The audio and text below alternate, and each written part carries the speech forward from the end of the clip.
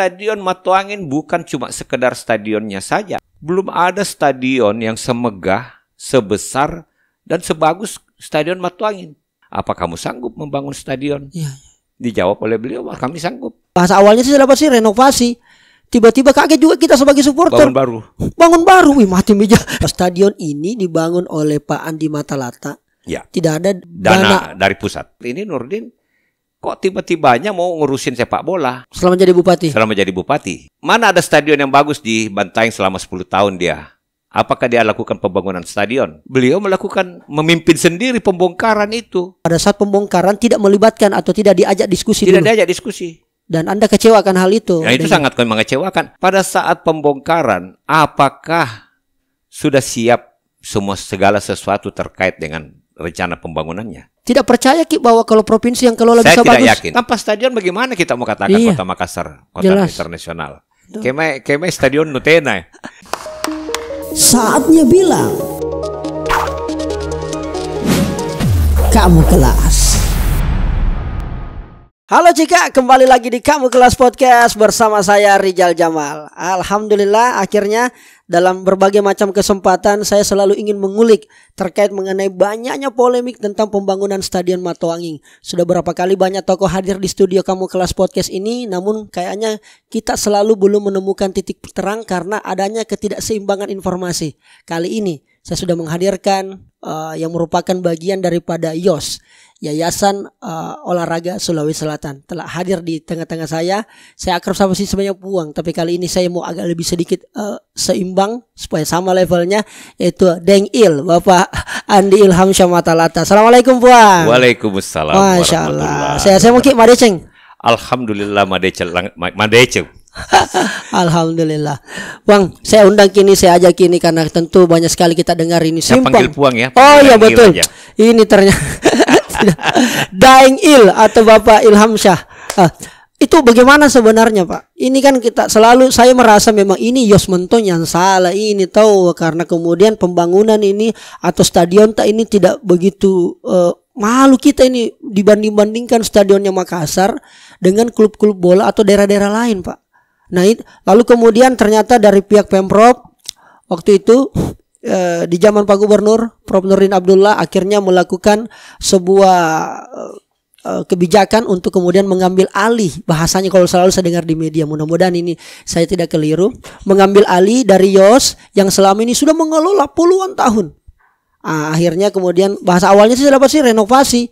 Tiba-tiba kaget juga kita sebagai supporter. Bangun baru, wih mati meja. Tidak ada tersisa biar satu. Qadarullah, takdir Allah, ternyata ada musibah yang kemudian sampai hari ini belum satu pun kita lihat proses pembangunan. Dari Yos sebenarnya ini gimana Pak? Saya mau dengar dari kita nih. Oke. Jadi gini nak, Iya. Rijal. Iya. Berbicara Stadion Matuangin yang kemudian tahun 2006 oleh Pak Amin Syam, gubernur pada waktu itu, meminta untuk dirubah namanya menjadi Stadion Andi Matalata. Awalnya yang ada Matuanginnya. Awalnya ada Matuangin. Dan itu sudah mendapat keputusan pengesahan dari Menteri Olahraga pada waktu itu. Nah itu. Jadi bukan dari pihak keluarga atau pihak YOS yang meminta untuk dirubah namanya menjadi Stadion Andi Matalata, tapi oleh pemerintah Provinsi Sulawesi Selatan sendiri. Pada saat itu zamannya Pak Amin Syam. Nah, jadi Stadion Matuangin, kita berbicara tentang histori, baik. Sejarah pembangunan, sejarah pengembangan Kota Makassar. Itu dulu kita lihat. Nah, itu aspek itu yang kita lihat. Jadi ada beberapa aspek. Yang pertama itu aspek kesejarahannya. Aspek kesejarahan ini adalah pembuktian bahwa pada tahun 57 belum ada stadion yang semegah, sebesar dan sebagus Stadion Matuangin. Di kala itu. Se-Indonesia belum ada. Jakarta aja IKADA pada waktu itu stadion yang punya tribun sedikit kecil sekali. Jauh dibandingkan dengan Stadion Matuangin pada waktu itu. Nah, stadion, katakanlah Stadion Sriwidari di Solo yang tempat dilaksanakannya PON pertama. Itu sederhana banget pada waktu itu. Nah, jadi Stadion Matuangin bukan cuma sekedar stadionnya saja, tetapi dilengkapi dengan adanya sarana olahraga yang lain. Gedung olahraga dan ada sarana kolam renang. Kolam renang, ya. Dan mungkin pada saat itu juga kolam renang terbaik di se-Indonesia barangkali. Yang sudah punya tribun untuk penonton apa segala macam. Nah itu. Jadi itu faktor kesejarahan itu yang terkait dengan pembangunan tadi. Bahwa dan yang faktor lain adalah kita melihat bagaimana hebatnya orang-orang Sulawesi Selatan. Tokoh-tokoh Sulawesi Selatan yang ada di Makassar pada waktu itu sudah berpikir sedemikian jauh, untuk meminta kepada Presiden Soekarno untuk menjadi tuan rumah PON keempat, dan kemudian ya kita sendiri semua juga orang tahu pada waktu itu tahun 57 itu tidak ada dana dari pemerintah, dan itu pun juga tantangan daripada pemerintah pada Bung Karno pada waktu itu kepada almarhum, apa kamu sanggup membangun stadion? Dijawab oleh beliau, kami sanggup. Nah, jadi artinya di situ kita lihat bahwa bagaimana tokoh-tokoh di Sulawesi Selatan, orang-orang Bugis Makassar pada waktu itu yang ada di Sulawesi Selatan, itu begitu hebat, begitu visioner mereka melihat persoalannya, sehingga dengan semangat gotong royong apa segala macam berani membangun stadion Matuangin itu dan menjadi tuan rumah PON.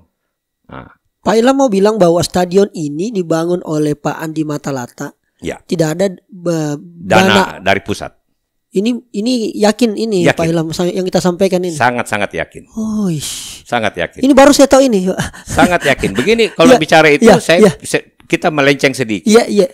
Ketika Pak Amin Sam, masa Pak Amin Sam itu ada tim dari BPK. Datang menanyakan siapa sebenarnya pemilik stadion. Nah, kalau saya bilang kalau mau berbicara pemilik, maka pemiliknya adalah masyarakat Sulawesi Selatan. Masyarakat Sulawesi Selatan. Itu ya pemiliknya. Nah, walaupun pada secara hukum itu memang adalah dikuasai oleh pengelolanya pada waktu itu, adalah Yos yang sudah mengelola selama ini.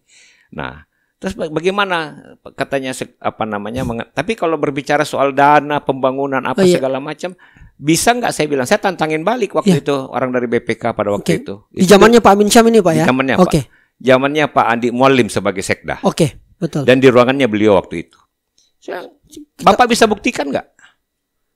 Ada dana yang dikeluarkan oleh pemerintah provinsi. Pemerintah pusat. Ataupun dari pemerintah provinsi untuk pembangunan Sulawesi Selatan. Pembangunan stadion Matuangin ini. Nah, dia bilang itu nggak ada, kita nggak punya catatan tentang itu. Ya kalau begitu, akhirnya pada waktu itu almarhum Pak Andi Mualim itu setelah semuanya dialog itu selesai, beliau langsung mengatakan begini, tadi saya tidak bisa bicara karena saya mewakili pemerintah. Betul. Tapi sekarang ini kita sudah bicara santai, saya ingin mengatakan bahwa karena saya lahir dan besar di Sulawesi Selatan dan di Makassar ini, saya tahu betul mengenai stadion itu. Tidak ada bulu-bulunya pemerintah provinsi di situ. Tidak ada bulu-bulunya itu kata-katanya Pak almarhum Pak Andi Mualim. Nah itu. Jadi itu ada cerita tadi kita melenceng. Artinya sudah jelas historinya Bapak Ibu sekalian, memang bahwa dari awal pembangunan stadion secara histori itu betul-betul memang menggunakan dana dari Pak Andi Matalata. Dana sendiri. Dana sendiri yang mungkin Pak Andi Matalata mungkin juga kolaborasi. Dari mana pada waktu itu? Karena ditantang juga oleh Presiden Pak Bung Karno waktu itu. Apa kamu mampu membangun? Dijawab mampu. Dan yang lebih hebat lagi, bahwa pembangunan itu di bawah 1 tahun. Itu bisa terbangun. Di bawah 1 tahun, Pak? Kompleks area itu terbangun hanya dalam kurun waktu kurang lebih 9-10 bulan itu selesai. Kita bisa bayangkan ya di zaman itu. Di zaman tahun 57. Yang teknologi belum ada terlalu banyak. Kenapa? Karena Pak Andi Matalata pada saat itu sebagai Panglima.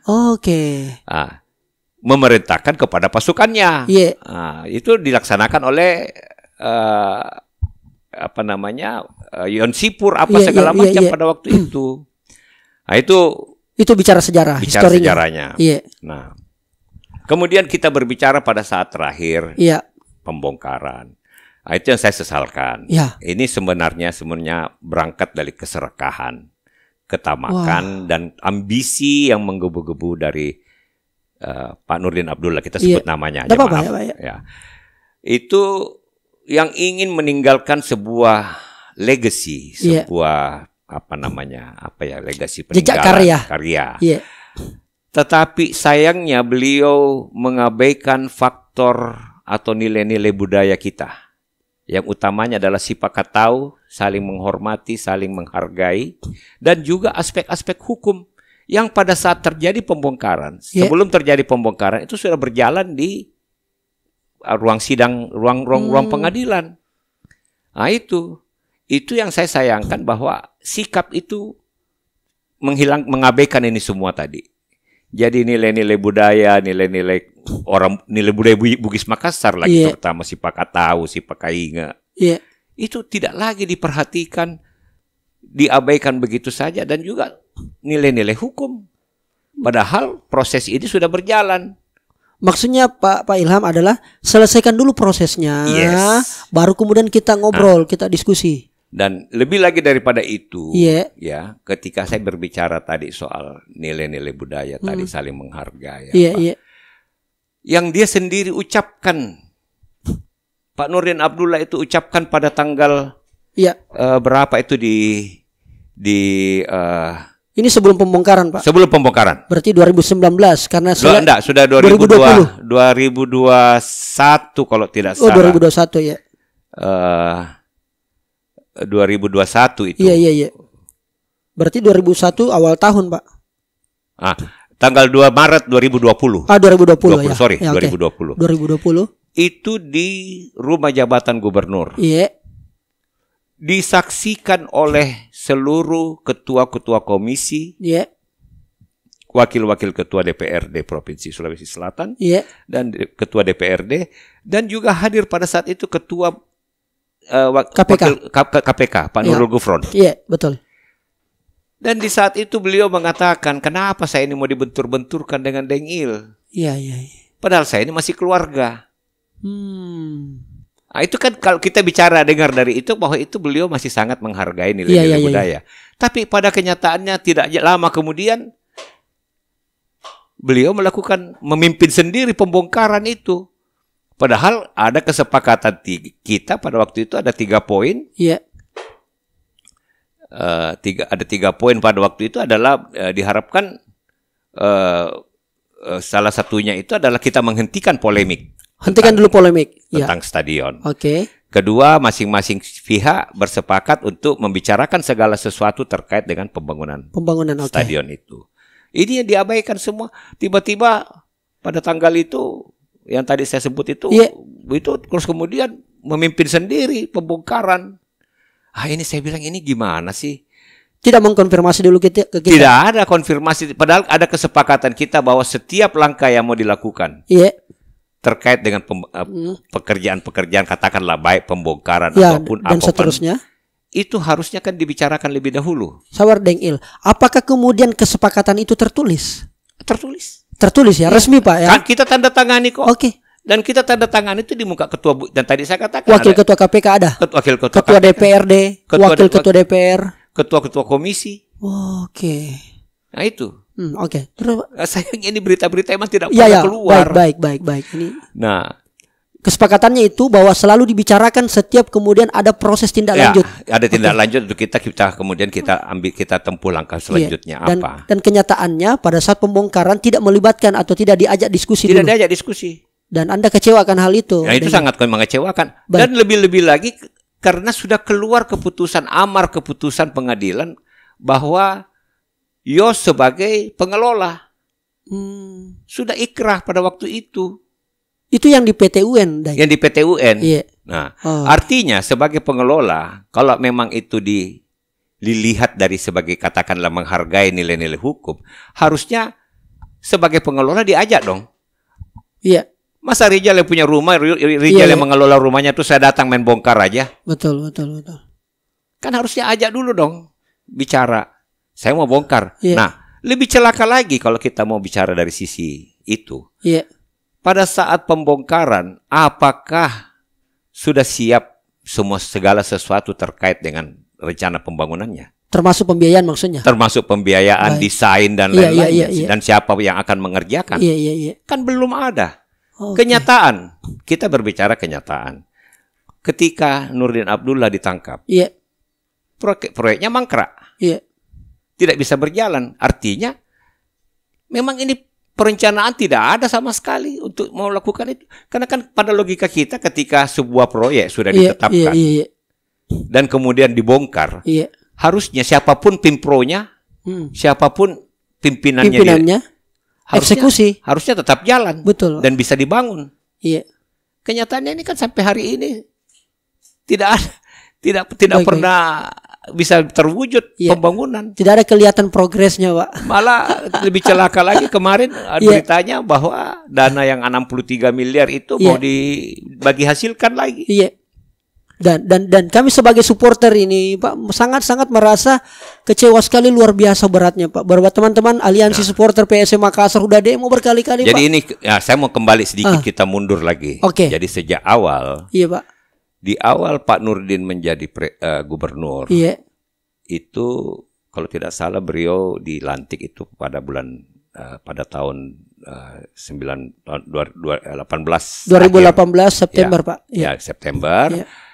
Tidak, kira-kira bulan Maret, April itu saya ditelepon oleh ajudan untuk menemui beliau, karena beliau mau bertemu. Nah, dalam pertemuan itu di ruangan kerja beliau di kantor gubernur itulah, beliau menyampaikan bahwa saya mau renovasi. Nah, bahasanya, saya mau renovasi stadion, Deng. Saya bilang, Alhamdulillah. Kalau kita mau renovasi, saya bilang, Pak Gub, saya welcome sekali. Dukung, Pak, ya? Iya. Saya dukung sekali. Tetapi tolong Ki jangan dilupakan bahwa ada Yos kesian di situ. Yang sudah mengelola sekian puluh tahun. Jangan karena tiba-tiba mau renovasi terus kemudian Yos mau disingkirkan. Saya bilang ingat kesian ini karyawan yang sudah bekerja bertahun-tahun. Ini tentu perlu dipikirkan nasibnya, karena tiba-tiba ada pemutusan.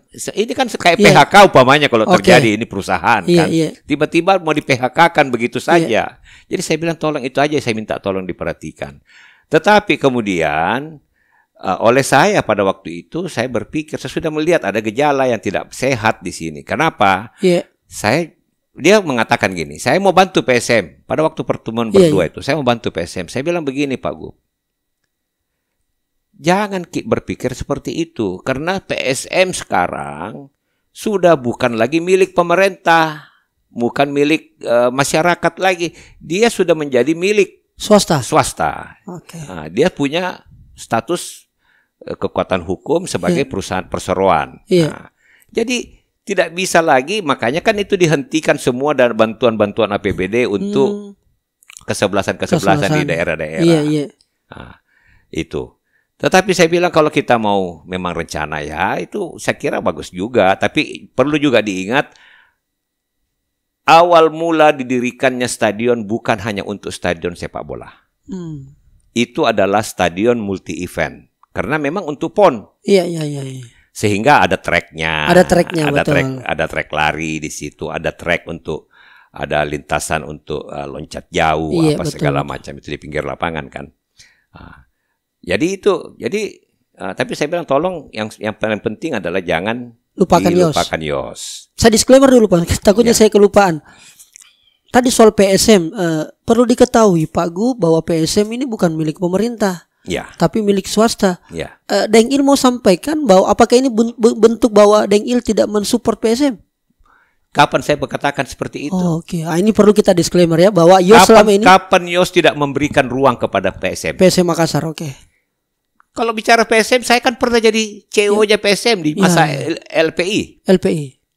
Iya kan? Betul. Malah sayalah orang pertama yang datang ke notaris untuk membuatkan PT PSM pada waktu itu di Jakarta. Soalnya banyak sekali komentar saya lihat ini pun di media sosial dan segala macam, dan tidak ada yang mengkantar bahwa ini Yos betul-betul tidak ada dukungnya PSM, tidak maunya lihat PSM berkembang. Kalau tidak didukung, kapan kenapa bisa PSM menjadikan itu sebagai markasnya? Ya. Pertanyaannya sederhana. Ya, betul. Kalau Yos tidak mendukung PSM, kenapa tidak PSM bisa menjadikan sebagai markasnya? Betul. Itu adalah kebesaran hati daripada Yos memberikan ruang kepada silakan, mau kasih jadi markasmu, silakan. Betul. Walaupun pada prinsipnya, stadion itu bukan stadion khusus sepak bola. Nah itu. Dan itu adalah stadion milik masyarakat. Stadion milik bukan masyarakat. Stadion PSM. Bukan stadion PSM. Itu perlu di disclaimer memang, betul. Itu bukan stadion PSM. Baik. Nah itu yang harus jelas dulu. Betul itu takutnya nanti ini para supporter melihatnya. Bukan stadionnya PSM. Oke. Itu stadion milik masyarakat Sulawesi Selatan. Nah, apa responnya gubernur pada waktu itu kita sampaikan di kantornya? Beliau diam aja, bilang pokoknya nanti kita kita atur lah bagi. Sebenarnya alhamdulillah kalau memang mau merenovasi untuk kepentingan olahraga. Tetapi pada saat yang sama juga saya pada waktu itu sudah mulai berpikir, ini Nurdin kok tiba-tibanya mau ngurusin sepak bola. Saya tahu betul beliau tidak perhatiannya kepada olahraga, ya saya anggap tidak terlalu besar. Baik. Pembuktiannya adalah, mana ada stadion yang bagus di Bantaeng selama 10 tahun dia? Apakah dia lakukan pembangunan stadion? Selama jadi bupati? Selama jadi bupati. Nah, buktinya, karena tidak ada stadion yang memadai, sehingga pelaksanaan pembukaan Porda itu tidak dilaksanakan di stadion. Itu pembuktian yang paling jelas bahwa Nurdin tidak, kalau bicara soal olahraga, tidak cukup serius untuk mau membangun olahraga. Nah, saya wallahualam lah apa yang ada dalam benaknya pada waktu itu dengan untuk ingin mau menguasai. Nah, tetapi lebih jauh ketika kita berbicara sudah terkait dengan masalah pembongkaran. Maka itu tadi kembali bahwa itu adalah ambisi yang ingin diperlihatkan oleh Nurdin, bahwa dia meninggalkan sebuah legacy untuk Makassar, untuk Sulawesi Selatan. Nah itu tadi sayangnya dia tinggalkan itu aspek-aspek itu tadi, nilai-nilai tadi itu. Nah itu. Kita anggap salah itu Pak kalau dia ingin meninggalkan legacy, Pak? Tidak salah. Karena itu bagian daripada visi misi mungkin. Silakan aja, tetapi kan jangan mengabaikan nilai-nilai itu. Kan ada nilai itu kan ketika saya mau bangun sesuatu kita bicara baik-baik dong. Dengan siapa yang mengelola, siapa yang selama ini sudah mempertahankan sampai tetap ada. Iya. Nah, itu yang Rijal harus pahami. Iya, Bang. Banyak orang mengatakan seolah-olah bahwa karena saya ketua Yos, saya menguasai ini semua stadion segala macam. Itu senang sekali hidup saya. Stadion itu apa sih? Dari mana sih sumber duitnya? Dari mana sumber duitnya stadion? Kecuali ada sepak bola. Dan apakah selalu sepak bola ketika pertandingan selalu berhasil mendatangkan keuntungan untuk pelaksana kejuaraan sepak bola itu? Ketika waktu musim liga segala macam, setiap 2 minggu itu apakah menghasilkan keuntungan yang cukup memadai untuk untuk PSM sendiri, katakanlah sebagai pelaksananya, kan ada panitia pelaksana pertandingan. Apakah itu memberikan keuntungan? Kalau tidak, untung saja masih ada keluarga Pak Aksa yang siap mendanai. Kalau tidak kan pingsan-pingsan itu ngatur seperti itu. Nah, mengurusi stadion juga sama. Mengurusi stadion ini tahun 57, Nak.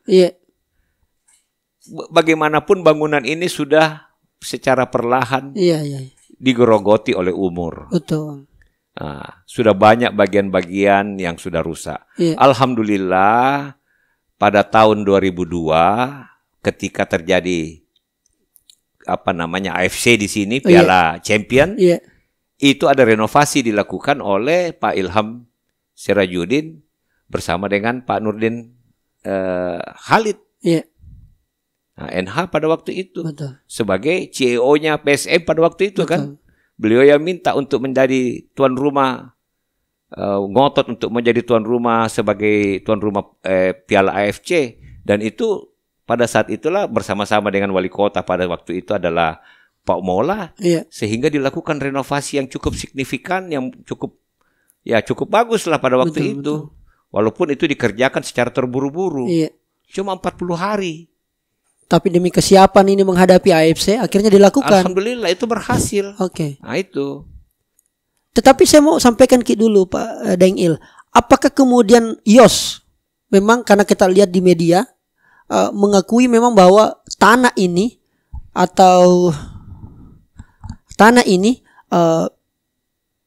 stadion ini adalah milik Pemprov? Tidak pernah. Tidak pernah kita akui. Tidak pernah kita akui. Tapi putusan hakim mengatakan demikian. Tidak ada putusan hakim. Putusan pengadilan yang kami baca di media itu Pak, bahwa keputusannya adalah bahwa memang Stadion Matoanging atau kompleks Gor Matoanging itu Stadion Andi Matalata itu tidak ada. Itu adalah milik Pemprov dan namun di putusannya adalah diharapkan pengelolaannya adalah Yos. Begitu yang kami baca. Ini perlu kita disclaimer segera Pak. Jadi itu kalau kita itu kan itu sudah masuk di ranah hukumnya. Ranah hukum ini. Jadi persoalan yang sementara yang sudah menjadi keputusan, yang sudah keluar keputusan dan secara ingkrah sudah diputuskan, itu adalah pengelolaan. Tetapi soal kepemilikan itu masih bersoal sampai hari ini. Kepemilikan masih bersoal? Iya. Dan kepemilikan itu cuma pada kompleks stadion saja. Bukan tidak termasuk kepada kolam renang. Oh, hanya stadion saja? Cuma stadion saja. Oke. Karena bahasa dari Pemprov begini, Pak, tolong masyarakat disclaimer juga kalau saya salah tangkap. Pemerintah provinsi tidak bisa merenovasi atau tidak bisa mempercantik stadion kalau bukan dulu miliknya. Makanya datang KPK, datang semua berbagai macam. Itulah dan yang kemudian. Dan selama ini Yos itu disolimi dengan segala macam tindakan-tindakan peringatan dan terakhir penyerbuan. Iya, betul. Itu kan sesuatu yang sangat-sangat saya anggap keji, jahat sekali. Baik. Kami minta bahwa kami juga sampaikan ini sudah sementara berjalan persidang-sidangnya sudah sementara berjalan. Mari kita tunggu dulu, selesaikan dulu. Nah, ada sedikit yang perlu juga kita ceritakan kembali. Memang di masa lampau itu ada kenapa kemudian tiba-tiba Pemprov mengatakan itu adalah miliknya. Sertifikat yang diakui oleh Pemprov itu yang selalu diperlihatkan. Itu terbit tahun 87. Baik. Sementara Yos sudah berdiri sejak tahun 81 82. Dan stadion itu sudah jauh-jauh hari sebelumnya sudah berdiri. Baik. Kenapa? Karena pada waktu itu ada rencana untuk membangun kawasan olahraga Sudiang. Oke. Nah, itu. Dan kawasan olahraga Sudiang itu diinisiasi oleh Pak Amiruddin, Profesor Amiruddin. Prof Amiruddin, gubernur. Dan itu bayangkan 5 gubernur pada waktu itu.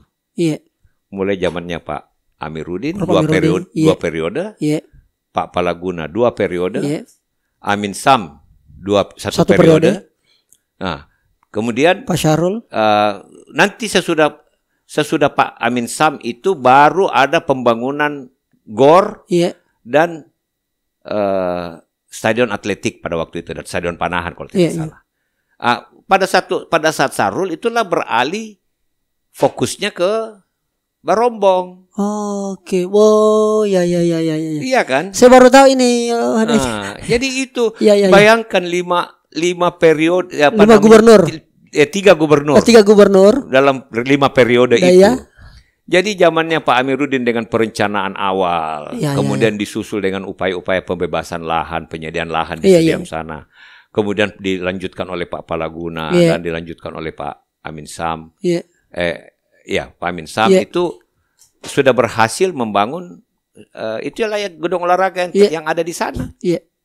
Nah, kemudian sayangnya itu terus kemudian tidak diteruskan, ada faktor-faktor katanya faktor teknis karena dekat pas di ujung landasan apa segala macam sehingga itulah dialihkan ke Barombong. Nah, itu. Jadi itu persoalan juga yang tidak pernah keluar juga. Tidak pernah keluar betul. Dan karena untuk memuluskan pada saat awal itu dengan rencana pembangunan kawasan Sudiang itulah mulai di situ upaya untuk melakukan reslah. Iya. Diterbitkanlah sertifikat. Oke. Tahun 87 itu, padahal YOS sudah berdiri jauh-jauh hari sebelumnya. Nah, kenapa YOS didirikan? Nah, ini juga perlu diketahui. Kenapa YOS didirikan? Karena sepeninggal almarhum Pandi Matalata pada waktu itu beliau pindah ke Jakarta, ditarik ke Jakarta.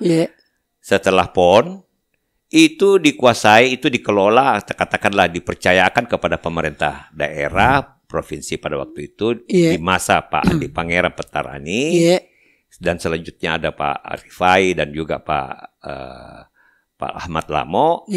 Itu kenyataannya tidak ada mampu untuk membangun atau memelihara stadion. Ya memang pada kenyataannya kita harus secara objektif melihat persoalan stadion yang tadi saya katakan. Dari mana sumber-sumbernya biaya untuk pembiayaan itu sendiri. Nah, akibatnya pada waktu itu stadion itu menjadi tempat kambing merumput, kemudian kolam renang menjadi bioskop, gedung olahraga itu menjadi kayak losmen pada waktu itu. Nah, ini semua saya berani ceritakan karena saya pada saat kolam renang itu berubah fungsi menjadi bioskop, ada anak yang tenggelam, saya harus nyelamin, nyari anak itu, dan itu setengah mati karena lumpur di dalam kolam renang itu sudah begitu tebalnya. Nah, itu tahun 78 kejadian itu. Nah, akibat daripada itu menjelang berangkat kepada ke PON tahun 81, Pak Matalata selaku ketua KONI itu betul-betul dengan segala macam daya upaya bagaimana mengumpulkan dana untuk merenovasi kembali ini semua fasilitas-fasilitas yang ada. Dan kita semua pada waktu atlet itu, pada saat itu sebagai atlet tahun 81, sebelum berangkat ke PON itu kami di-TC-kan di sana. Nah itu. Kami di-TC-kan di sana. Demikian juga tahun 85 kami di-TC-kan di sana. Nah, ketika mau dilakukan reslah, zamannya Pak Amiruddin itu tahun 90, tahun 87 sampai 90 itu, 92 itu satu permintaannya Pak Matalata pada waktu itu, kalau memang mau melakukan reslah, bangun dulu stadionnya di Sudiang sana. Baru ini kalau mau dibongkar, supaya ada tempat untuk anak-anak berlatih. Masalahnya atlet ini lagi dipersiapkan persiapan PON. Untuk persiapan PON. Jadi itu. Itu yang terjadi. Itu yang kemudian menjadi alasan sederhana kenapa kemudian YOS ada. Dan karena tuntutan. Jadi, betul. Kondisinya. YOS itu lahir dari tuntutan seluruh cabang olahraga. Itu melalui 3 kali musyawarah daerah, rapat paripurna olahraga daerah. Raparda olahraga itu 3 kali itu tahun 7 saya tidak ingat tahun terakhir itu 79 itu meminta supaya sarana ini diperbaiki. Nah itu makanya akhirnya difikirkanlah oleh Pak Matalata pada waktu itu bahwa tidak mungkin ini kalau tidak ada yang mengelola, sehingga YOS itu dibentuk berdasarkan surat keputusan gubernur pada saat itu Pak Andi Odang. Itu surat keputusan. Jadi bukan maunya Andi Matalata almarhum, bukan maunya siapa-siapa ketua-ketua cabang olahraga pada waktu itu untuk mau mendirikan yayasan. Itu perintahnya gubernur pada waktu itu untuk membentuk yayasan untuk mengelola seluruh objek-objek ini semua. Oke. Berarti kalau begitu, Dengil, sekaitan dengan hal tersebut, jadi yang saya tangkap adalah berarti harapannya dari YOS ini adalah dengan dilakukannya renovasi awalnya dulu, kemudian pembongkaran, 200 juta 200 miliar. dan seterusnya sampai kemudian hari ini kita belum sempat kita melihat bagaimana fisiknya pembangunan stadion, yang kemudian berapa kali juga saya ajak coba anggota DPR bicara, beberapa teman-teman, Yos ingin dilibatkan dalam pengelolaan. Kenapa kita minta dilibatkan? Nah itu yang saya tunggu jawaban. Karena kami sudah punya pengalaman sekian puluh tahun. Tidak percaya bahwa kalau provinsi yang kelola bisa bagus? Saya tidak yakin. Kenyataannya bahwa sejak tahun 57 sampai dengan dibentuknya Yos yang mengelola, itu bagaimana keadaannya stadion itu? Baik. Artinya selama pemerintah yang mengelola, khawatirnya Yos. Apa sih? Maaf aja nih kalau kita bicara agak jauh. Apa sih yang dikelola selama ini fasilitas sarana-sarana umum yang bisa, kalau bukan dibentukkan ada pengelolanya yang bisa jalan dengan baik, yang secara profesional. Nggak usah jauh-jauh, kita bicara Karebosi. Andai kata tidak ada PT, betul. PT-nya Pak Bang Hasan itu. Iya. Tidak secantik itu, atau tidak akan bisa sampai seperti sekarang. Tidak seterawat itu. Karena begini, dari masa ke masa, semua wali kota menganggarkan untuk renovasi atau melakukan revitalisasi terhadap Stadion Karebosi. Karebosi. Nah, lapangan Karebosi. Yang terjadi adalah kemudian karena tidak ada yang mengelola, akhirnya jadi sarang. Betul. Sarang segala macam lah. Macam-macam lah di situ. Nanti setelah ada pengelola, pihak ketiga, baru bisa jalan dengan baik kan. Oke. Tapi itu logikanya sederhana, di situ kita bisa ambil contoh. Tapi apakah kemudian di putusan itu, ini kita berbicara hukum sedikit, putusan yang saya ketahui dan sebagai orang awam, di situ memang diminta Pemprov untuk bisa tidak ada tertulis bahwa melibatkan pihak ketiga. Jadi begini, kita kembali lagi yang tadi saya katakan. Ketika saya selesai bertemu dengan Pak Nurdin, itu awal-awal tahun 2019 itu ada pertemuan rapat dengar pendapat dengan DPR. Pada waktu itu ketua DPR, masih DPR yang periode yang lalu. Parum. Ada dua keputusan. Apa itu, Pak? Ada dua rekomendasi, ada dua keputusan rekomendasi yang dibuat oleh DPRD pada waktu itu. Nah, saya bisa bacakan di sini. Yang pertama, rekomendasi itu ke Pemprov. Kepada Pemprov dan kepada Yos juga. Apa itu, Pak? Itu rapatnya tanggal 2 Mei 2019. Nah, itu RDP-nya tanggal 2 Mei dan kemudian rekomendasinya lahir itu tanggal 17 Mei 2019. Nah, yang pertama adalah diharapkan Pemprov Sulawesi Selatan dan Yos melakukan kerjasama pengelolaan dengan membentuk tim dari masing-masing pihak.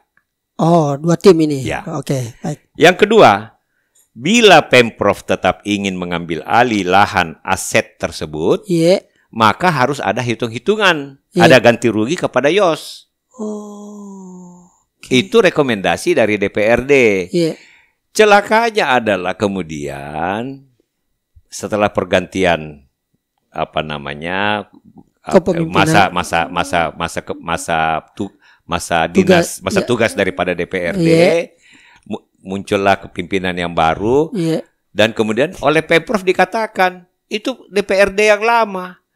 Loh, saya bilang ini gila. Negara ini emang negara yang semua keputusan-keputusan itu berlaku secara parsial. Baik. Kan di situ anehnya itu kalau dikatakan seperti itu. Itu keputusannya, itu keputusan DPRD lama, keputusan di zamannya Pak Rum. Itu aneh bin ajaib itu. Padahal itu sudah ada keputusan itu. Keputusan tanggal 17 Mei 2019 ada kok di berkas itu, saya bisa kasih lihat nanti. Dan itu yang kita sesalkan, Pak. Itu yang kami sangat sesalkan. Luar biasa. Jadi kesannya memang ini Yos dizolimi ya, Pak. Tidak dilibatkan. Bisa Nak Rijal bayangkan, kami disurati, diancam untuk segera lakukan pengosongan dan segala macam. Betul. Dan kemudian kami diserbu dengan sekian banyak aparat. Yang kemudian pada waktu itu pada kerusuhan awal itu oleh Pak Kapolres Tabes pada waktu itu Pak Yudiawan itu mencoba memediasi. Yeah. Dan malah beliau mengatakan kita adakan pertemuan, kita bicara baik-baik dan kita jangan bicara di pinggir jalan karena kita ribut di pinggir jalan pada waktu itu. Kita bicara di kantor saya. Kami tidak datang dari Pemprov tanpa alasan. Padahal sudah ditunggu oleh Pak Yudiawan dan kami juga sudah tunggu. Itu ada di sini semua, saya punya catatan-catatan tentang itu. Baik.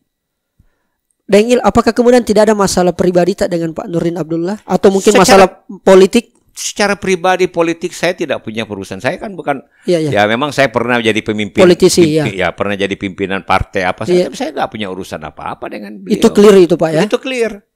Malah itu tadi saya kan di situ yang saya sayangkan, di hadapan begitu banyak anggota dewan, kenapa saya mau dibentur-benturkan dengan Dengil? Ternyata kemudian tanggal berapa itu kami mau diserbu lagi. Untungnya pada waktu itu Pak Andi Muhammad pada waktu itu, Brigjen Andi Muhammad, itu adalah kepala staf Kodam 14 Hasanuddin. Nah, ini ceritanya begini. Jadi dia telepon saya, Dengil, bagaimana kita punya pendapat dengan ini, dengan stadion? Loh, saya bilang saya tidak ada masalah, kan kami sudah ada kesepakatan. Nah, bisa kita datang, saya datang ke rumahnya beliau pada malam itu. Bagaimana kita katanya? Saya bilang tidak ada masalah buat saya kalau memang itu mau. Tapi itu tadi permintaan saya. Kami jangan ditinggalkan dong. Jangan diabaikan begitu saja. Kemudian oleh Pak Andi Muhammad pada waktu itu langsung menelpon Pak Nurdin Abdullah. Pak Nurdin kan orang Bugis. Andi Ilham juga orang Bugis. Saya orang Bugis. Kapolda orang Bugis pada waktu itu Pak Lope. Orang Bugis. Masa kita mau ribut? Jadi artinya kembali kepada nilai-nilai budaya tadi. Ini kan bicaranya seperti itu. Dan kemudian pagi-pagi saya bersama dengan Pak Andi Muhammad, waktu itu masih Brigjen Andi Muhammad, kami ke rumah kediaman Pak Nurdin pada waktu itu di kompleks dosen itu, di Perdos, di Perdos itu. Kami ke sana, sementara di gubernuran itu sudah kumpul ribuan orang itu. Pasukan itu sudah ada dari Satpol PP udah berkumpul untuk mau mengosongkan gitu. Kami datang bersama-sama. Malah saya satu mobil lagi sama beliau. Di mobilnya saya masih sempat ketika masuk ke stadion. Masuk dalam kompleks stadion, saya sempat sampaikan kepada Pak Nurdin, coba kita lihat ini stadion. Jangan kita membayangkan seperti kita mau kondisinya sama dengan GBK. Ini lahannya cuma 8, enggak sampai 8 hektar, kasihan. GBK itu berapa puluh hektar. Jauh. Nah, itu saja kita sudah harus perhitungkan. Masuklah kami bersama-sama, diamankan semuanya orang. Oke, pulang semua bubar. Tidak lama kemudian tiba-tiba saya ditelepon untuk datang melihat. Saya tadinya dikatakan cuma mau groundbreaking. Ternyata adalah pembongkaran awal yang dilakukan oleh Nurdin sendiri, yang memimpin dan di atas eskavator sendiri. Itu yang terjadi. Celakanya ini nggak pernah keluar. Saya baru tahu aja ini, Pak. Ini nggak pernah keluar. Baik. Luar biasa. Sederhananya yang saya tangkap adalah bagaimana kemudian prinsip nilai-nilai orang Bugis Makassar dalam melakukan suatu kebijakan dan itu kepentingan masyarakat yang ini mari kita duduk sama-sama. Tudang sipulu Ki.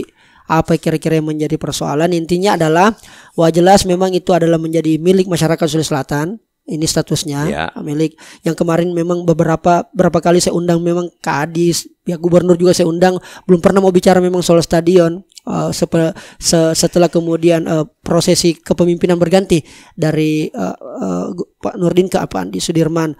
Lalu kemudian di situ kita ada harapan dari Yos bagaimana supaya tetap pengelolaannya. Silakan itu kalau mau diklaim miliknya, tetapi pengelolaannya dikembalikan kepada Yos karena seperti rekam jejak tadi banyak sekali Dengil bicara tentang histori, bicara rekam jejak supaya kita semua sama-sama ada semangat membangun olahraga di Sulawesi Selatan.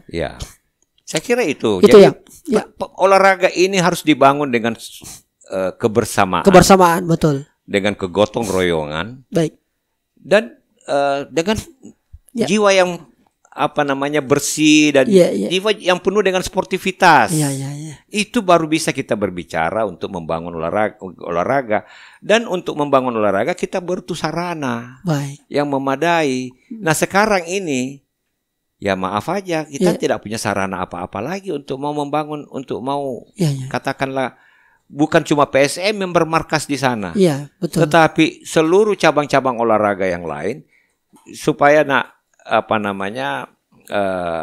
Rijal tahu, sejak tahun 1981 itu selalu dijadikan pusat untuk lakukan training center. Nanti tahun PON 2016 kemarin itu baru tidak dilakukan secara seperti itu. Tetapi sebelumnya itu semua dilakukan training, namanya training center. Jadi terpusat. Jadi semua cabang olahraga. Itu di sana itu memang sudah dari sejak awal itu sudah didesain sedemikian rupa. Di stadion di GOR itu ada ruangan-ruangan kamar yang bisa dihuni oleh atlet. Di stadion pun juga ada sebagian di bagian atas itu bisa digunakan oleh atlet. Tapi sekarang sudah tinggal rata tanah. Habis selesai cerita. Baik. Kalau begitu Pak Ilham, Pak Dengil, terima kasih banyak sudah hadir. Sama-sama. Luar biasa, banyak sekali informasi. Saya sempat tadi geleng-geleng, wah ternyata begini loh cerita sebenarnya. Ini cerita. Mudah-mudahan semuanya ini bisa didengar dengan baik. Ya, betul. Supaya kita sama-sama tahu persoalannya. Bahwa ya saya tidak salah karena Nak Rijal tadi mengatakan ini memang Yose Mantonjin yang tidak mau. Iya. Memperlambat dan tidak mau bekerja sama dengan baik. Tidak ada pikiran seperti itu. Tidak ada ternyata. Ya kami juga tahu, kami juga sadar. Nak Rijal, ini sedikit terakhir ya. Iya, siap. Sekian tahun kami mengelola. Itu tidak, kalau mau dikatakan sumber duitnya dari mana, tidak ada 1 sen pun uang dari pemerintah. Dari Pemprov yang dikucurkan untuk katakanlah melakukan perbaikan, melakukan untuk ongkos-ongkos pemeliharaan. Terakhir itu saya masih ingat cuman satu-satunya pada waktu itu wali kota itu Pak Amiruddin Maula. Saya datang kepada beliau. Saya katakan, Deng, kan saya panggil Daeng sama dia, Deng Mola. Ini stadion adalah salah satu, katakanlah kita berbicara aksesoris. Dia adalah salah satu aksesoris kota yang melengkapi kota Makassar sebagai kota internasional. Kalau kita mau katakan kota Makassar sebagai kota internasional, tanpa stadion bagaimana kita mau katakan kota Makassar kota internasional? Keme stadion Nutena. Nah, jadi saya bilang, tolong barangkali tidak usah jauh-jauh Pak. Saya cuma mau minta tolong bantu saya untuk pembersihan saja. Emangnya rumput kita bisa larang, jangan tumbuh. Iya. Paling tidak itulah kontribusi Pemkot. Itu kontribusi Pemkot. Alhamdulillah beliau bantu pada waktu itu. Nah, walaupun itu sangat minim, tapi ada bantuannya. Paling tidak ada peran ya. Nah, itu yang ingin saya katakan, bahwa memelihara stadion itu bukan soal sederhana. Iya, betul. Contohlah kita berbicara lapangan hijau. Anda penggemar sepak bola, saya tahu betul bagaimana. Sebagai supporternya, komandannya supporternya lagi, salah satunya komandannya supporternya PSM. Pertandingan sepak bola baru bisa kelihatan cantik kalau lapangan rumputnya bagus. Betul. Iya enggak? Betul. Nah, sekarang pertanyaan, apakah rumput itu tidak hanya biarkan tumbuh begitu saja? Betul. Dia harus dirawat, dia harus digunting, dia harus disiram. Dari mana biaya penyiraman? Emangnya kita ambil dari tunggu hujan saja? Setiap hari ada hujan, harus kita siram. Dan pada musim kemarau itu minimal 3 kali harus penyiraman. Nah itu, dari mana kita mau biaya itu? Airnya saja itu sudah susah. Dan air juga untuk menggerakkan air ada listrik, kita harus bayar listrik. Betul. Nah itu semua adalah kerja-kerja pengalaman profesional. Itu yang bisa. Tapi terakhir ini saya penasaran, hampir saya lupa, kalau keterlibatan dengan pemerintah kota? Sudah tidak ada juga. Tidak ada juga komunikasi apa segala macam. Betul-betul memang fokus dengan Pemprov. Karena ini wilayahnya memang pemerintah provinsi. Luar biasa. Terima kasih banyak Dengil sudah datang. Saya yakin sekali akan banyak bisa menuai berbagai macam respon. Silakan Bapak Ibu berkomentar dan sebagainya. Ketika ada hal yang mungkin tidak bisa ditemukan jawabannya atau saya juga tidak bisa merespon, nanti akan saya tanya lagi Dengil. Silakan bisa merespon. Saya dengan senang hati menjawab semua persoalan-persoalan. Bisa diganggu Dengil ya untuk persoalan ini? Ya, saya dengan senang hati bersedia untuk diganggu karena emang selama ini sudah terganggu. Masya Allah. Baik, Dengil, terima kasih banyak. Sehat-sehat selalu. Mudah-mudahan apa yang kita perjuangkan ini untuk membangun atau bagaimana menghidupkan lagi suasana olahraga di Sulawesi Selatan bisa. Itu harus. Itu tanggung jawab kita semua. Luar biasa. Pembangunan yang hakiki terhadap bangsa ini adalah pembangunan manusianya. Iya. Pembangunan manusia itu adalah pembangunan fisik dan mentalnya. Iya. Pembangunan fisik lewat olahraga, pembangunan mental juga lewat olahraga. Nah, tanpa mental yang baik, tidak bisa orang menjadi atlet yang baik. Walaupun fisik bagus. Susah dia kalau mentalnya tidak bagus. Nah, mentalnya tidak fisiknya saja tidak bagus, tapi kalau mentalnya bagus, ya kita bisa lihat dengan olahragawan yang para ini penyandang cacat itu. Mereka penyandang cacat tapi jiwanya, sportivitasnya sehingga mereka bisa bertanding dengan baik. Dan itu dikatakan juga atlet. Betul. Nah, itu yang harus kita pahami bersama bahwa olahraga itu betul-betul punya fungsi yang sangat hebat untuk pembangunan bangsa ini. Luar biasa. Terima kasih banyak Dengil, dan saatnya bilang kamu kelas. Kita berikan aplaus dulu buat dulu. Saatnya bilang kamu kelas.